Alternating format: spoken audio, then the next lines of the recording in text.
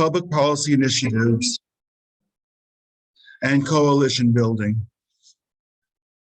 Now, may I present Dylan Terrell, or introduce Dylan Terrell. Thanks so much, Elliot. It's a pleasure to be here with you all day.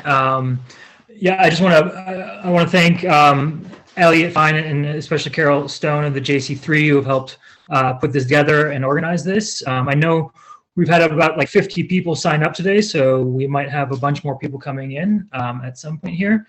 As I go along, if anybody has any questions, feel free to put them into the chat box and we'll get to them at the end of the presentation. And we're just going to do it that way, so if everybody could have their mics muted and just put any questions into the chat box. This is also being recorded. A bunch of people wanted to know if they could watch this later. And so if you have any issue with it being recorded whatsoever, please send a message directly to the person that's named Caminos de Agua, and we can have that addressed. So I'm going to do a relatively short introduction, short in the sense of it's quite a lot of information, so I'm going to try to whittle it down to the major points, and hopefully I can answer some of your more specific questions at the end. But this is meant to be an introduction on the water situation here, and then we're going to have a few words from our from the president of our board of directors, Bruce Janklow, and questions. So without further ado, I'm just going to go ahead and jump in and share my screen here.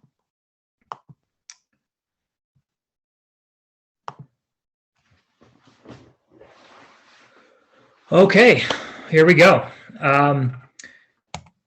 So this is what I'm going to go through today. Essentially, this is our agenda. I want to get pretty in depth on our water crisis, but to do that, I have to do a couple of different things. So first, I want to take a step back and kind of look at this from the global perspective, just very briefly to give some context.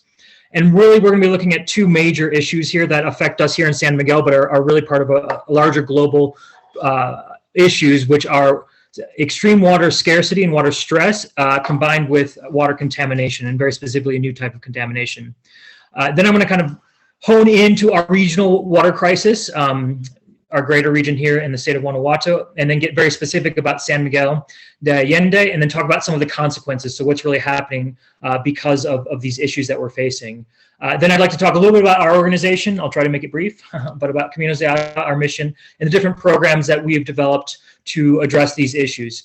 And then I'm going to go just briefly at the end, talk about where we're going. And then again, we're going to have a few words from our president of our board of directors, Bruce Janklow, and then we'll open it up for questions.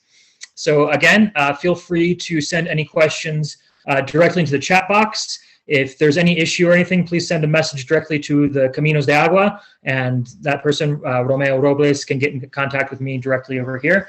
And here we go. So before we get into the very specific issues of San Miguel, I want to talk about our global water context, and very specifically about these two issues, and the first one being water stress or water scarcity. What we have here is a map of global groundwater. These are aquifers around the world. Now, aquifers are responsible for a huge portion of the water we consume globally. About 35% of all the water we consume, fresh water that we consume, comes from underground aquifers. In Mexico, and specifically in our region, it's closer to 99% of all the water we consume comes from groundwaters. Now, this is incredibly important because this is our water source. Our water source comes from a shared aquifer here in the region, as well as throughout central Mexico. Now, what we're seeing here is what we're calling the water stress index. So that means all these dark red places around the globe, this is water that's being over-extracted. So this is groundwater that's being overexploited or over-extracted, which means that we're taking out more groundwater every year than can be recharged into those aquifers naturally. So what's happening is that the water tables in these aquifers around the world are actually depleting. They're diminishing very, very rapidly in some cases. About 20% or so of all the groundwater in the world comes from overexploited aquifers. So again, that means that these are diminishing, they're dwindling. We're taking out more water than can be recharged naturally.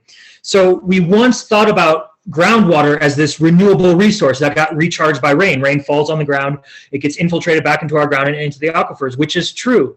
But if we're taking out more water than can be replenished, then it's not really a renewable resource, is it? It's actually a finite water resource. And really only about 6% of all the groundwater is actually renewed over a human lifetime. So what's happening now is that since we're over extracting our groundwater, the water we're extracting in many parts of the world, especially here in central Mexico, is probably actually already thousands of years old because we've been over extracting our groundwater for such a long time. So because of this, water sources are drying up. Groundwater sources are drying up. Wells have to be drilled deeper and deeper around the world. And right now, that's creating some really severe water stress and water scarcity. So about half of the entire global population, around 3.6 billion people, live in some sort of water stress conditions. And a quarter of the population, a little over 2.2 billion people, live in what's called extreme water stress. And that's what we have here. This is this extreme water stress or extreme water scarcity conditions. And what does that mean exactly? That means that these are communities around the world that are very close to what we call, in the water sanitation hygiene sector, what we call day zero. Day zero is when an entire community's water supply pretty much dries up overnight due to severe droughts and all these issues and over extraction. And so this is something that's not on the horizon. It's something that's already happening. Many of you may have heard about South Africa a few years back in Cape Town, their water sources dried up. Just a few years ago in Chennai, India, a population of about 8 million people went pretty much from one day to the other with their water sources drying up, and they had to have water being rationed out to them. So this is a very real issue. And the one thing that I'm going to get to here, especially with San Miguel and these issues, is that the problem here is that these issues take extremely long periods of time to fix. And these are political issues, and the problem is that they take so long to fix that you're not going to be able to fix the global groundwater crisis within an electoral cycle or two. And so there's not a lot of political incentive to take action today for something that's going to take 30 years to take fruit to actually help solve this crisis. And so it's kind of like global warming in that sense, except global warming it might be even more urgent right now to some, but it's this idea that it takes a very long time, and we have to find the political will to really deal with these issues, and have to, bring in politicians who actually have long-term vision to really try to address these issues. Okay, so now I want to jump over to this other thing that I was talking about, which is water contamination, but not probably the contamination that you're all very familiar with. Now, when we historically have talked about water contamination, we're really talking about biological pathogens. We're talking about bacteria in the water, especially in the development sector. So the idea is to get rid of biological pathogens, bacteria, things that are living in the water. But now in the 21st century, we really don't have that luxury anymore. We have what we call this new class of water contamination, which are emerging chemical contaminants. And we really have two classes of them, one being synthetic chemicals. These are chemicals we make as humans. You can think about that in industry and mining and agricultural production and things like that, pesticides, herbicides that are getting put onto crops and leaching off those crops and things like that, and getting into our water supplies, mostly our surface water supplies.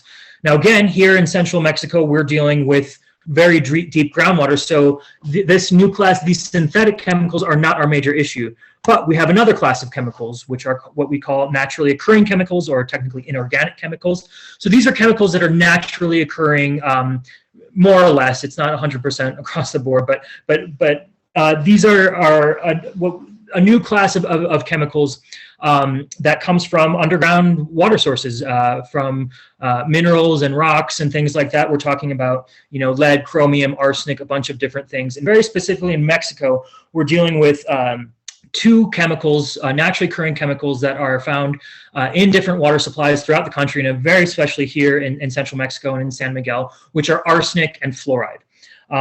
Arsenic and fluoride we're going to see some very heavy, dangerous things that are coming into our water supplies. In Caminos de Agua are part of a national coalition that's monitoring arsenic and fluoride levels throughout the country. And what we found is that there's about 21 million people throughout Mexico who are exposed to excessive levels of arsenic and fluoride, meaning levels that are above the World Health Organization limits or the Mexican the official Mexican norms for arsenic and fluoride. And we're finding this in about 20 different states. You can see right here, Guanajuato is red. It's got a very high presence of arsenic and fluoride here. And we very conservatively estimate that globally, we're talking about 300 million people. So why is it so important that I'm trying to separate out this new class of emerging chemical contaminants from what we historically know, which is, again, bacteria and stuff in the water?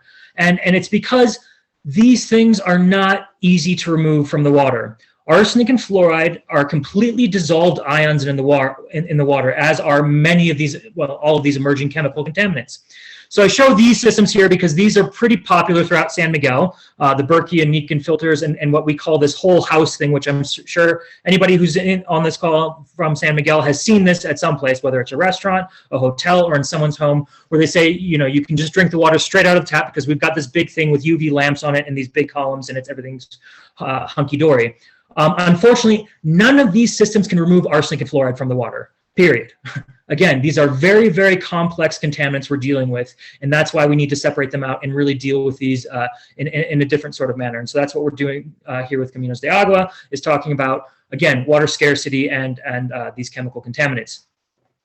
So jumping back again to this whole water scarcity thing, I want to zoom in a little bit closer here to Guanajuato, where we are, and very specifically to our region in just a second here. Now, to give some idea, this map is the water stress index.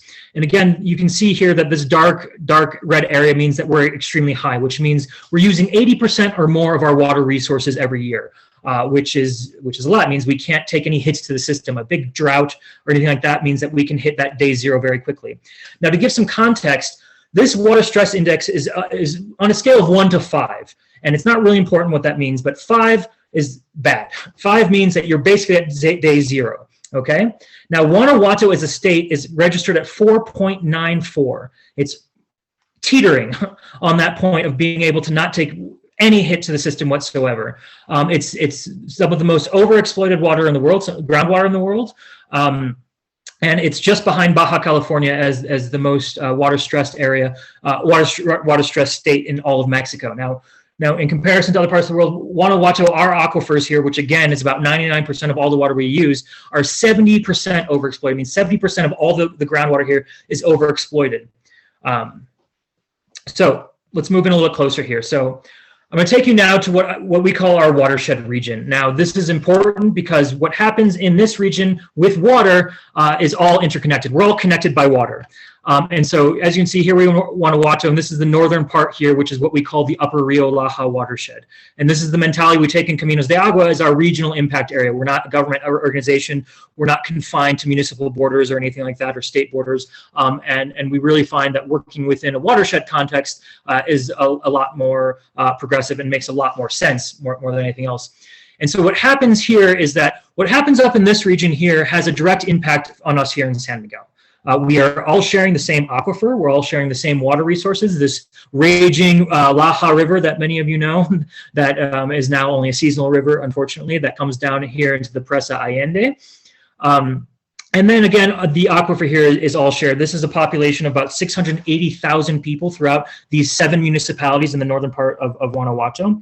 And it's also known as the Independence Watershed. So what's been happening in this region? So let's go back in time here for a minute. So back into the 1940s, 1950s, into the 1960s.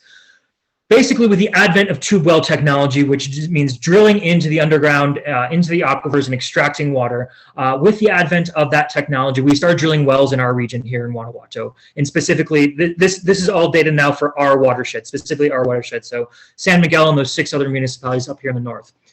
So in the 1950s is when we really started to drill wells. By the 1960s, we had several hundred wells, a little under 1,000 here in the state. And when we drilled those wells, they were only 10 to maybe 40 meters deep. We didn't have to go very deep to hit water. So these were pretty shallow wells. But what happened was that we continued to drill more wells. And then with a whole bunch of economic changes in Mexico through the 70s and specifically in the 80s and things like that, I won't go into all that detail now, but I'm happy to talk more about it later. That's much more my speed. But we started drilling more and more wells. So much so that by the 1970s, after the first green revolution, we started extracting massive amounts of groundwater to grow crops here in the region. And then by the 1980s, we already knew that our groundwater was overexploited. As early as the late 1970s to early 1980s, we already knew that we were extracting, again, more water than could be recharged. And how do we know? Because we had to drill wells deeper and deeper. All of a sudden, drilling a well 30 or 40 meters deep didn't cut it. We had to go deeper. And so by the 1990s, when we had closer to 2,500 wells in the state, these wells were now well over 100 meters, 150 meters deep. And at that time, we believe, at least by the late 1990s or so, we know for sure, we started tapping into ancient fossil water. And this is just water that happens to be, again, naturally contaminated with arsenic and fluoride, unfortunately. And with that today, today we have over 3,500 wells just again in our watershed. And our wells are now upwards of 500 meters deep because 150 meters isn't deep enough anymore, and neither is 200 meters. So all the wells that we've looked at over the last several years are well over at least 300 meters deep in most cases, and upwards of 500 meters deep. I mean, it's just incredibly, incredibly brutal over extraction of our groundwater resources.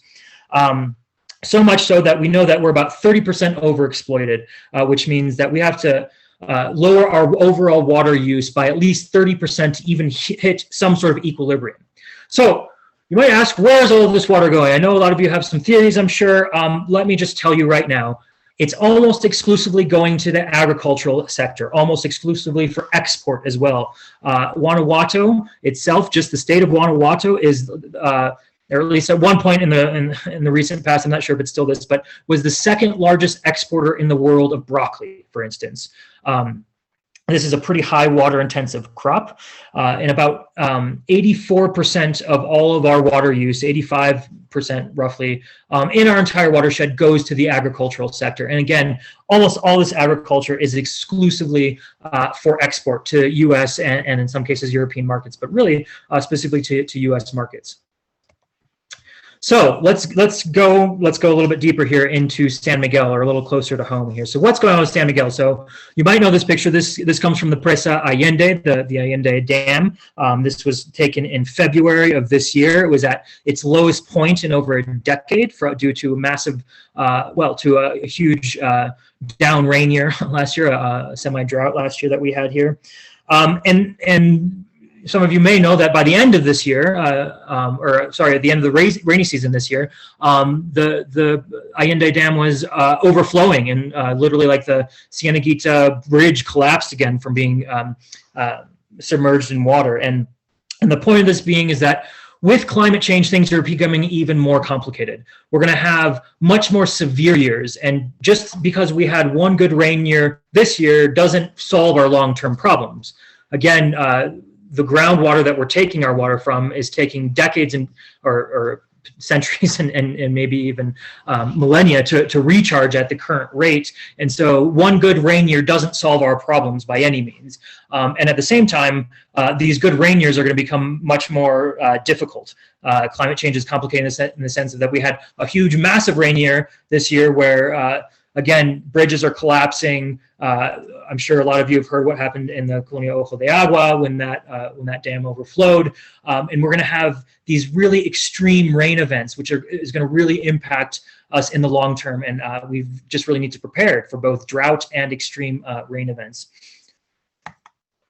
So looking here, this is a water quality map, which is showing arsenic and fluoride. It comes from our website. I'll talk about that in just a second. But just looking at water quality in San Miguel, let me zoom in here a little bit here. So what we have here are fluoride levels in San Miguel. Now, I'll get to the specifics of fluoride. We need fluoride to a certain extent, but we need a limit of fluoride. In this case, it's 1.5 here. This is both the World Health Organization limit as well as the Mexican limit for fluoride in drinking water is 1.5 milligrams per liter. As you can see, this is a bunch of different colonias here in and around San Miguel, and we have many that are quite above the allowable drinking limit for fluoride. Arsenic is a whole other animal, and we'll talk about that in just a minute. But these are, again, those same colonias here within urban San Miguel. This here is our limit. It's 10 parts per billion, or micrograms per liter. This is the World Health Organization limit for arsenic. And as you can see, we've got several places within urban San Miguel that are more than double the World Health Organization limit, and some of them close to 2.5 times that limit. Now, people always ask us, so I'm just going to try and nip it in the blood, about the urban development in San Miguel and how is this going to affect both water quality as well as our water stress and water scarcity issues, which is a huge problem, and it's very real. So let me just talk very briefly about what's going on with urban development in San Miguel. So this comes directly from the 2040 urban development plan, which was signed and approved, on midnight on December 31st, the municipal development plan. Without really taking in citizen participation. But what they agreed to here, essentially, is that they're planning this massive expansion of urban development in San Miguel. So this is where we're at right now in about 2019, a little under 3,000 hectares. And they're essentially, what we're seeing here is that they're expecting about a threefold increase in urban development over the next 20 years in San Miguel. So going from a little under 3,000 to a little over 9,000. And so the question for me remains, and I think for this presentation, is where are we going to get all that water? And so San Miguel has already been working on that, because water is a huge issue in urban San Miguel, trying to just make sure that the colonias right now that are already existing have enough water, and many of them don't. And what they've done is what's called the Aquaférico. The Aquaférico is a new project. It's a over 100 million peso project by SEPASMA and both the last and current municipal administration. And the idea is to drill all these wells right along the dam, right along the Presa Allende, to extract water and take that and pump it to several different distribution sites. One specific one right now that's already built and already functioning and getting some of its water from a couple of these wells.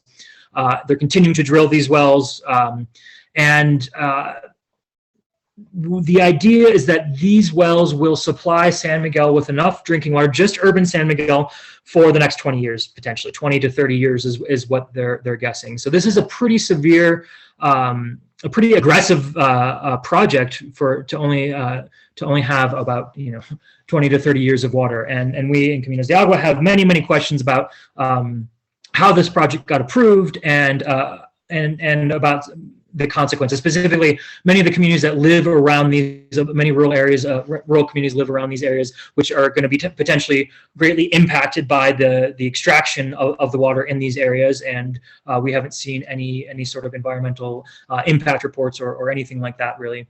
And we're also very concerned, specifically about arsenic levels in San Miguel could be increasing due to various different things that I'm not going to go into right now, but there's some very sound logic about why arsenic levels might be increasing due to this. But that's the urban development. That's in a very short nutshell, and it's very important, and it's very important to our water resources. But again, I come back to this issue that the majority of all the water we use in our watershed is for agricultural use. So we have to remember that this is the major sector that's using all of our water. All of us here in urban San Miguel could stop using groundwater tomorrow, everybody, and it still would not make an impact on the dwindling of our water supply because agriculture uses so much of that water. Specifically, and if you want to know specifically about San Miguel, these are all the wells in urban San Miguel, well, in the municipality of San Miguel, I should say. And if you can't read that number, I'll blow it up here. It's almost 93% of the water in the municipality of San Miguel is extracted. That's extracted goes to mid to large scale industrial agricultural production, mostly for export. So that's even more. That's higher than the 85% average for the watershed as a whole. We're extracting more water here in the municipality of San Miguel for agriculture than in other areas. So what are the consequences of all of this? So let me start off. I want to start off by talking about the health consequences. So we're going to tackle these new contaminants right now, fluoride and arsenic. Now I want to start off with fluoride, and I want to emphasize the fact that we need fluoride. Fluoride is something that we do need, and that's why you find it in things like toothpaste. It's probably responsible for the end of tooth decay around the world, and it's been a real important thing in many aspects. However, when we consume fluoride and when we consume it in very high concentrations like we see here in our region, it's when we start to have the opposite effect, and specifically on children who are much more acutely impacted by fluoride in the water.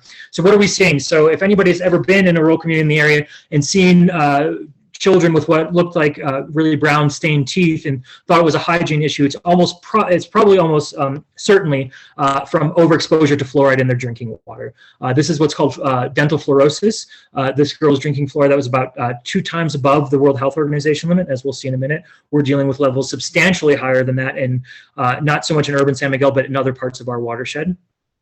And essentially what fluoride has is a really strong reaction with calcium in the body, and that's why you see it in things with toothpaste, and having it topically on your teeth can be really advantageous, but to consume it at the levels we see here, it has the opposite effect. And then what we're going to start seeing here more and more with the fluoride levels that we have is what's called crippling skeletal fluorosis, which is here the actual deformation of the bones. Again, this is all during the development stages of life. So from about from the womb to about 7 or 8 years of age, when you're really impacted by excessive fluoride in the water. And really recently, over the past 5 years, there's been some really important studies that have come out that have showed the link between fluoride and cognitive development and learning disabilities in children.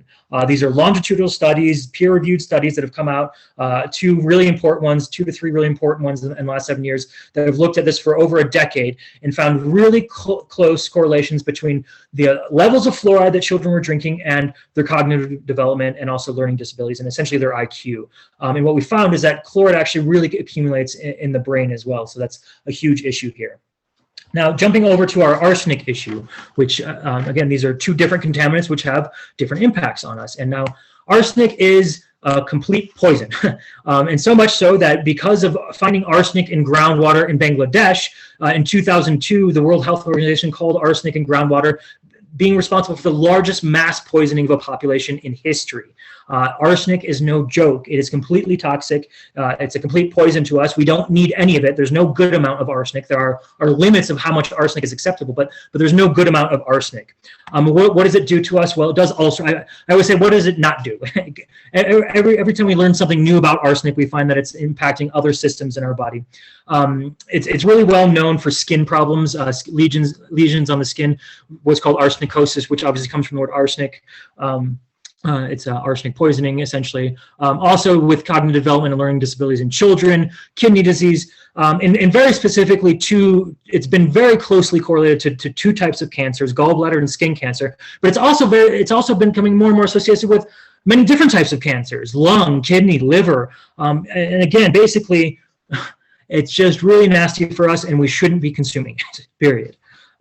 So again, I want to just jump back to this idea of why we just don't filter out these nasty contaminants, because it's so hard. These are very, very difficult contaminants to remove.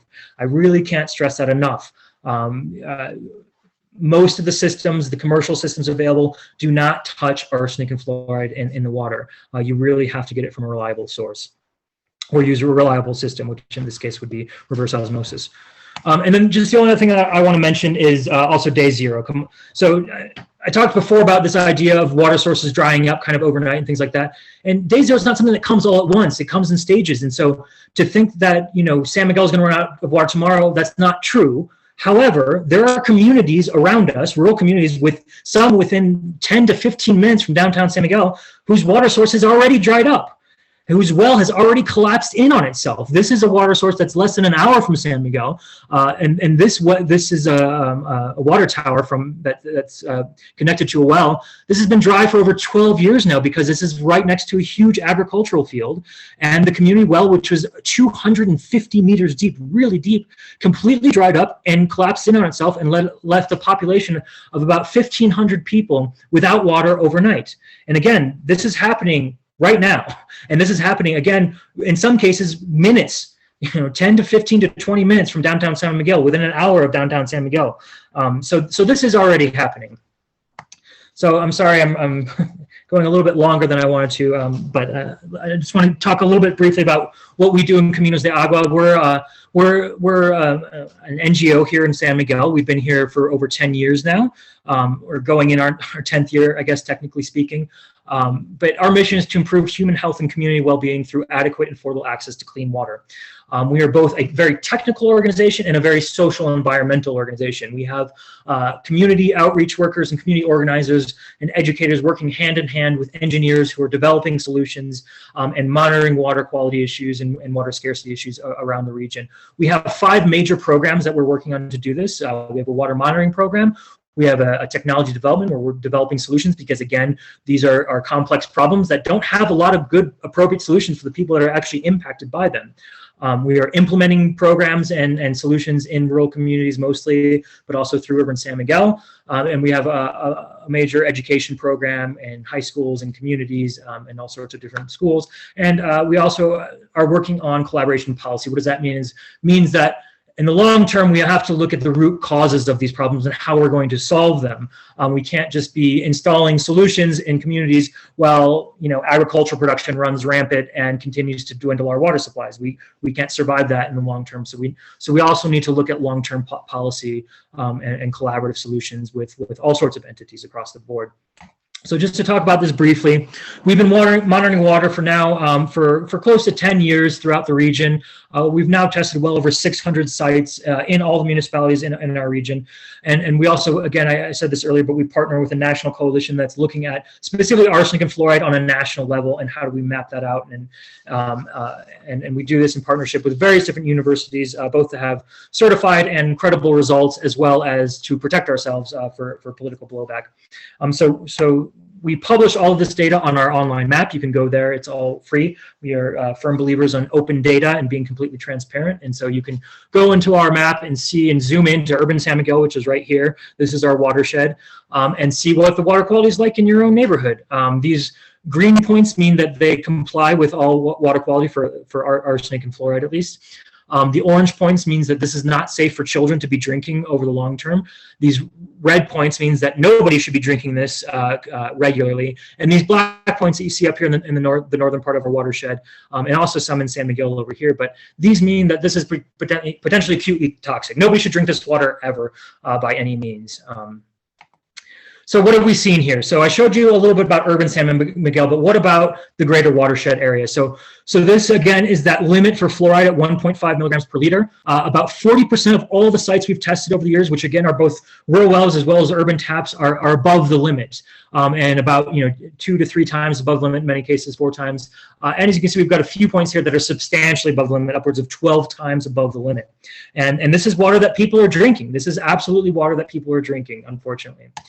Arsenic is a whole other animal. Again, about 40% of those sites, roughly speaking, are above the World Health Organization limits. I show this limit here. This is the official Mexican limit, which is, unfortunately, Mexico is one of the few countries in the world that's not aligned with the World Health Organization as far as arsenic norms.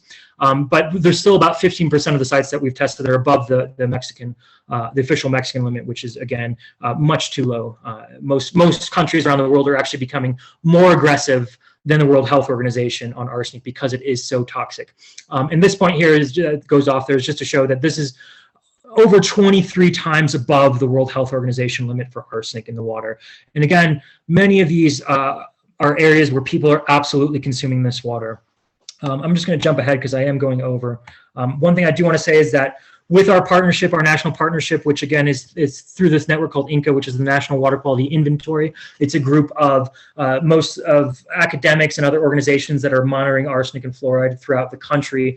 And one of our big initiatives was to get the Federal Water Commission, CONAGUA, to make public all of their data.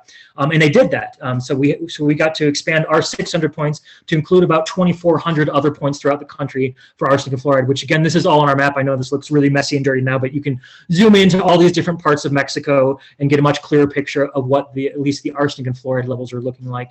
And we hope over time to continue to expand this within this network to include other water quality parameters, not just arsenic and fluoride. But again, we're focusing on those because they're very prevalent here and they're very, very difficult to remove. We also do lots of education programs, like I said, mostly community scale, rural community education programs. We develop materials and things like that on We have an educational program that goes through all of this that we adapt to rural high schools as well as urban high schools and rural communities.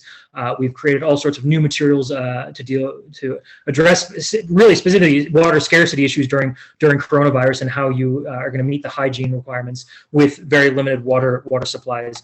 But a couple of things I want to talk about just very briefly, but we've been trying to work with the state government, which has been on pause, but really focusing on these education programs for high schools because we think that's where we can really make an impact.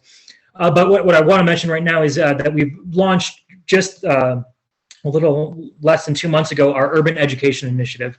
And basically what we realized is that we've been focusing on rural communities for so long because that's where the most massive water scarcity and the water contamination problems are. But the urban center of San Miguel is not cut off from that. Unfortunately, we're seeing increasing levels of arsenic and fluoride in urban areas throughout San Miguel. We're seeing more and more water scarcity issues, more and more colonies that are going without water for longer periods of time. So we've started this new education campaign where we'll be expanding it through 2022 and onwards to offer many new education initiatives, which includes things like this. We're doing things bilingually, both in colonias and in Spanish, as well as different talks in English, because we have a very diverse audience here in San Miguel. So please feel free to reach out to us, sign up for our mailing list, and you can hear more about the different kinds of programs we'll be offering, which include things like how can I install a safe water solution in my own house, for instance, which we'll be doing hopefully around next January. Another thing we do is we implement solutions. Mostly what we implement are rainwater harvesting systems, but also things like composting toilets. Now, why do we do rainwater systems? That's what this is. This is a giant rainwater cistern that's going to store enough drinking and cooking water when combined with a simple filter for bacteria, to remove bacteria. This will provide enough drinking water for an entire family, or up to 2, maybe 3 families, but at least up to 2 families for the entire year. And now rainwater, again, is arsenic and fluoride are very difficult to remove. Rainwater is inherently free of those chemicals. So for us, when we started to figure out how can we address this for the people who are disproportionately impacted by these contaminants, and what we realized is that it was easier to look for a different water source altogether. So that's why we looked at rainwater. Rainwater is free of these contaminants, and again, we make a water filter that will remove the bacteria and make it completely fit for human consumption. It's what we use in our own homes here in Caminos de Agua and in our own office in Caminos de Agua as well. To date, we've worked in a little over 80 communities, not just here in the region, but also throughout Mexico. We've done some work down in other parts of Mexico as well, mostly in Chiapas, but mostly in this region here where we focus the majority of our impact work. We worked in about 30 schools, creating millions of liters of rainwater storage and over 100 million liters of filtered water capacity. And impacted today, it's actually close to probably about 30,000 people throughout the country with our specific impact programs. And I just want to briefly touch on this, but we are developing solutions. We've got 3 major programs. I'm not going to go into detail on these right now for time purposes, but we are doing things on, one is to how to better measure arsenic in the field.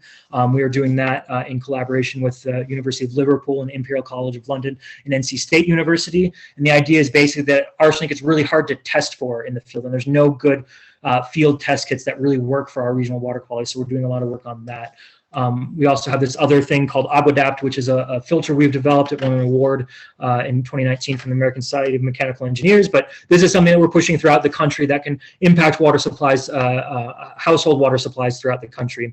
And then just very briefly, we've been developing this thing, what we call the groundwater treatment system, over the last 6 years with various different university partners. And I'm just going to show you, but the main thing with them is that we've been, this is a community scale treatment plant that will remove arsenic and fluoride for an entire community for much more inexpensive in the short term, I should say, than rainwater harvesting systems. And then just very briefly, I mean, we're doing more and more work on collaboration policy. We're collaborating more so with national NGOs, much bigger NGOs than us, who are working on water issues, as well as municipal government, state government, and even federal government on several different areas. So I just want to very briefly talk about where we're going from here with just a couple minutes left here. But we've over the last about year or two, we've secured more institutional support from organizations like Rio Ronte Foundation, Ashoka, which is a widely known international foundation, which is going to allow us to expand our work to over 30 new rural communities in the next 3 years, installing these kinds of solutions. So rainwater solutions, filtration solutions, sanitation solutions, composting toilets and things like that, really specifically with us partnering with communities that are most impacted by these issues. And with our technology development, we're going to be taking our groundwater treatment system, which again I just briefly mentioned, but this can make a huge impact much quicker in the lives of many more people. We have one of these systems working right now for a rural community, and we're looking at how to scale that and replicate it in more communities much quicker over the next coming years, which will allow us to again make a substantially greater impact on a lot more people in a shorter time frame. And our Agua DAP filter, we're going to be taking that to market, which is going to hopefully impact many more people, not just here in our region, but throughout the country as well. And then again, we're going to be working much more so focusing on these policy issues. How can we actually deal with the root causes of these issues? We're partnering with all sorts of groups. We've been working with groups like GIZ, which is the German development wing. Coalitions with like the UN, with the United Nations Development Program, that's collaborating directly with CONAGUA, which is the Federal Water Commission. So we're essentially, as you know, a relatively small NGO, trying to get our seat at the table to be able to talk about these issues and try to create more strategic long-term plans that will actually deal with these root causes of our crisis. And so just ending here, I just want to iterate, because I know I gave a lot of information in really a short amount of time here. So I just want to give you some key takeaways here. And that being, one is that our water supply, which comes from the groundwater, again, these aquifers, it's finite. It's not a renewable water source anymore. It's dwindling, and it's increasingly contaminated with arsenic and fluoride, which happen to be incredibly difficult to remove. Now, the growing agricultural industry is what is the main culprit. And that's just the honest truth. I don't know how else to say it. If we can't rein that in, we're really not going to be able to impact the root causes of this over the long term. Now, this creates risk for all of us. This is happening in urban San Miguel, but there are things you can do in your own homes. There's things that we can do on a day-to-day basis, on an individual basis, that aren't as available to the low-income rural communities that are really at greatest risk here. And I really want to stress that point that, you know, there are things you can do, but it is much more difficult for many other people, through many of our neighbors throughout the region here who are dealing with these issues. Now, this point here is for me is just saying we have to create a balance, essentially. You know, we need to implement and create these solutions that provide access to clean water for those who are most at risk, but we also need to look at the long term, which is this water policy and management. Now, we in Caminos de Agua don't believe we can only look at the long-term solutions, because we have people who are suffering today from severe water scarcity, severe water contamination issues that don't have the luxury to wait the years or decades that it's going to take to try to create some coherent water management and policy. But we can't ignore that either. And so we really do have to create a balance between that as an organization on how we focus on these issues. I think it's, you know, I don't know if it's depressing or not, but to say that we're not alone. Unfortunately, this water scarcity and these new emerging chemical contaminants are impacting water supplies around the globe.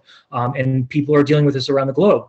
The good side of that is that there are more and more people working together to try to find solutions and create more innovative, strategic long-term solutions to these issues that we can take and replicate here. There are things, you know, we're not in the dark here when we're trying to work with the municipal or state government. You know, there are concrete examples around the world of how people are dealing with these issues on a much larger scale that we can replicate here. Absolutely. And so that's important. And then because of that, I would say that this can be solved. It requires a lot of action and broader supports, but we can deal with these issues. And just ending, I would love, you know, people ask how they can be involved. And you know, I'll say you can always donate to us. We are an NGO, of course.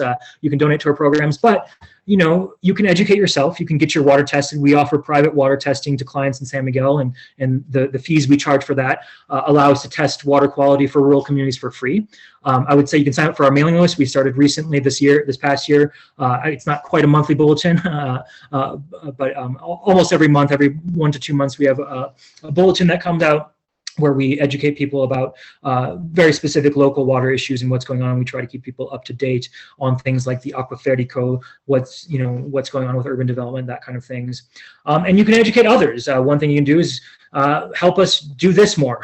If we've done in the past, and now hopefully with COVID a little bit under control, that we could do more of this, is what we call a meet and greet, where you host us in your home, and we would love to come and do this kind of talk with a few of your neighbors. Doesn't have to be hundreds of people, just 10 to 15 to 20 people or so. And again, you can donate to us, but we also we have a huge volunteer program with us, specifically technical volunteers. We have technical fellows who come and spend time with us for about 6 months to a year. They come from Mexico, but also from around the world, and we are looking for people to help host those volunteers for any amount of time that you'd be willing to. So that's something that we absolutely are looking for. And as COVID continues to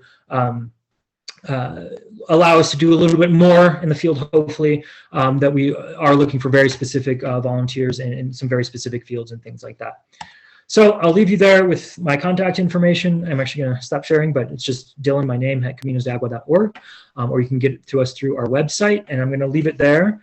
And I'm just going to, we're going to start getting questions ready. Feel free to put those in the chat. I'm going to hand it over to Bruce Janklow for just a minute for an announcement. So Bruce, it's yours. Okay, thank you, Dylan. I hope everyone can hear me. I was losing Dylan periodically, thanks to our internet system. Dylan, once again, thank you. Doing this kind of awareness building and education, as you saw, is part of our mission. And so that's why we're doing this today. It's also rather amazing that Dylan has been able in 35 or 40 minutes to present as much information because we spend 50 to 60 hours a week talking about this stuff and taking action. So what I would like to do pretty briefly is just share a bit of my own personal story because I think it'll resonate with some of you, hopefully many of you. My wife and I started coming to San Miguel in the late 90s as tourists. And like many other people, we fell in love. We fell in love with the weather. We fell in love with the beauty. And we especially fell in love with the people, both Spanish speakers and English speakers. When we retired 15 years ago, we ended up buying a house in San Miguel. And as time has gone by, we spent 6 to 9 months out of every year here, and we consider it our home. And that's really important to us. We've come to feel like stakeholders. We want to protect and preserve San Miguel from both altruistic points of view and from selfish points of view, quite frankly. About 5 years ago, I was approached to do a consulting project for Caminos de Agua because I have a background in strategic planning. What I learned through that project caused me to want to take action. And the best way to take action was to become involved with Caminos. And I've served in a number of different roles with Caminos, and I'm currently the president of the board. From my altruistic side, what I see neighbors continuing to suffer. Neighbors who are close by and neighbors who are further away, but nonetheless neighbors. And what I've learned is that Caminos has a lot of the answers, but like many NGOs, we're horribly undercapitalized, and we have to seek money to do our work. From my selfish side, I wanted to protect this place that I truly love.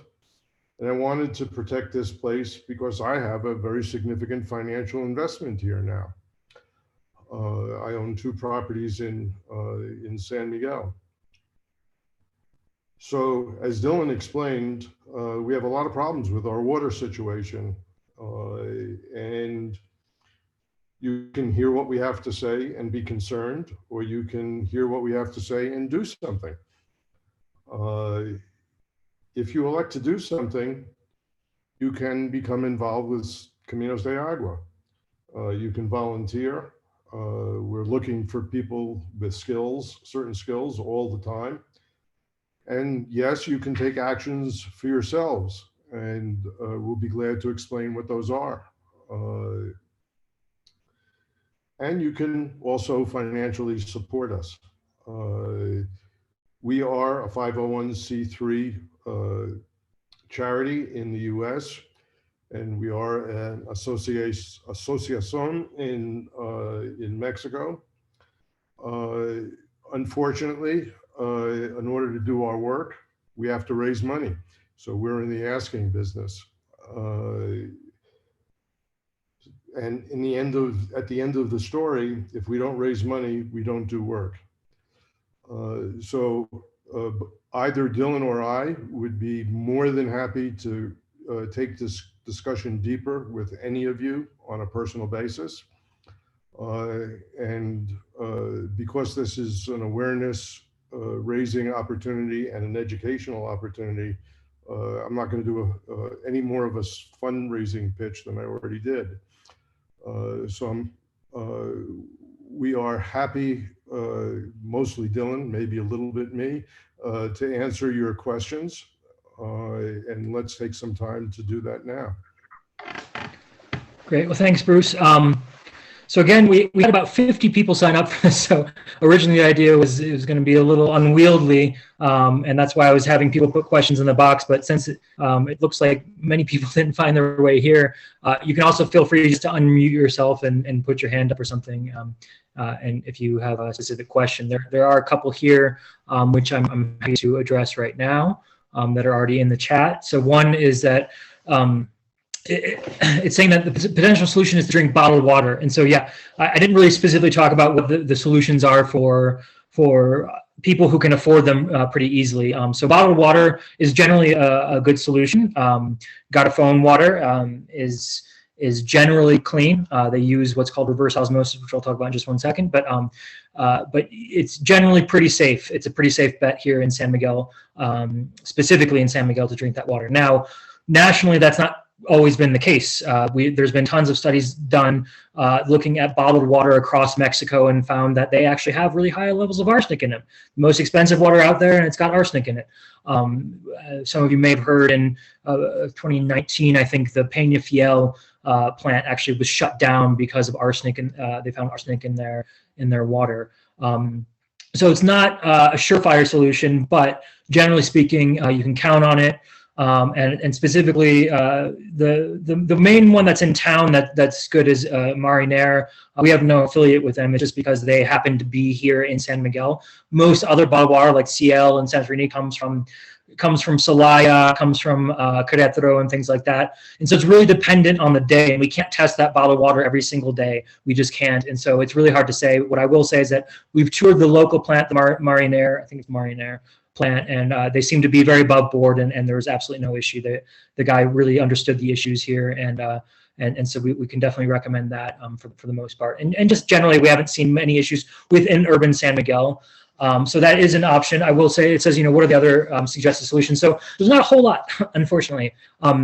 The other main solution is what's called reverse osmosis. That's the main commercial solution that will remove arsenic and fluoride and other dissolved ions in the water. Reverse osmosis is a little bit tricky to install. It's not just a filter you can put on counter. You need a plumber to install it. You need a good plumber to install it. We're going to be offering some events next year where we can put some people in contact with people we've vetted, because we're an NGO. We're not going to be going installing reverse osmosis systems, but we're trying to work with people who we trust, who can do it. And it's not super complex, and there's some very simple things you can do to assure it that your system's working correctly, but that will work. There are some very specific non-common solutions that are available, so I'm not even going to talk about those. Really, reverse osmosis is the main one. And I will say that if this is asking specifically about renters, and so it's probably not super feasible to install a reverse osmosis if you're a renter, although you're only talking about maybe 5,000 pesos to 5 to 10,000 pesos with the installation to install a reverse osmosis system. They're not incredibly expensive by any means. They're not appropriate for the rural communities we work in for other reasons, which I won't go into. But they're pretty affordable. So I think if you can convince your landlord to install one and write it off your rent, I think that would be a win for everybody. But again, so they're pretty simple to install, and they're pretty low cost. And there's some very simple things you can do, and we'll be offering some things in the future on how you can assure that it's continuing to work well, and when you know that you need to change out some of the filters and things like that. And just one thing I'll say is that bottled water should be reverse osmosis water, and so you're just putting kind of a middleman in between you and the reverse osmosis water. So it's a little bit less sustainable, right? You're putting it on trucks, you're shipping it around, it's costing a lot of money, or you can install a reverse osmosis system in your own house for very inexpensively. So that's why I would just push reverse osmosis instead of bottled water if you can. And again, it's pretty affordable. And then the only other thing I would say is rainwater harvesting. It's not the most common by any means, but rainwater, again, is free of these contaminants. If you have a little bit of extra space, you don't need tons of space. But you can build a dedicated rainwater harvesting system with some filters, not reverse osmosis, but some other filters that'll remove the bacteria and make the water taste better for pretty affordably. And again, it's a more complicated solution for sure, but it's a more sustainable solution in the long term. So we do recommend that. And at some point, again, we'll be offering some more things at our office. Here in Santa Cecilia, we have both an urban rainwater harvesting system where we drink our water, as well as a reverse osmosis system. We'll be offering some things in the future where you guys can come by and see that and try to understand how that might work better. So those are the three main ones: bottled water, reverse osmosis, and rainwater harvesting. And then the only other thing I have right now is just discuss what we can do now. And I think Bruce handle that pretty well. I would say, the most immediate thing you do is sign up to our mailing list. And I hope that we put out some good information on a relatively regular basis and hopefully updated information as we continue to understand, urban development in San Miguel, how that's going to impact the water resources that, the dwindling water resources that we have and things like that. We stay pretty up to date on national water policy and national water issues and local water issues and things like that. So, hopefully you can do that, and yeah, reach out to us if any of these other volunteer opportunities or anything like that sounds attractive. So I don't know if anybody else has any other questions. You can feel free to just unmute yourself. Just a few of us here now. I'm happy to answer your questions directly.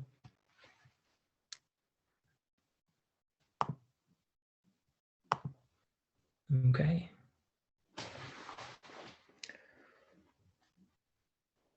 Well, I guess with that, I'll just, once again, I just want to thank all of you guys to be here. I know we were expecting a bigger turnout, but I really enjoy being able to share this information as much as I can with everybody. So I hope this was useful to you. I really want to thank the JC3 again and Elliot and Carol for helping us put this together.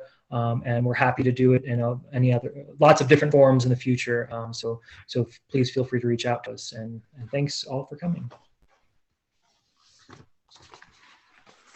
All I would just like to add once more, do not hesitate to be in touch with us, either through our website or direct through emails, and we'd be glad to take this conversation further. Yeah, and I'll just throw my email really quick here in the chat if anybody's looking for it. And then I'm going to sign off. Thanks, everybody.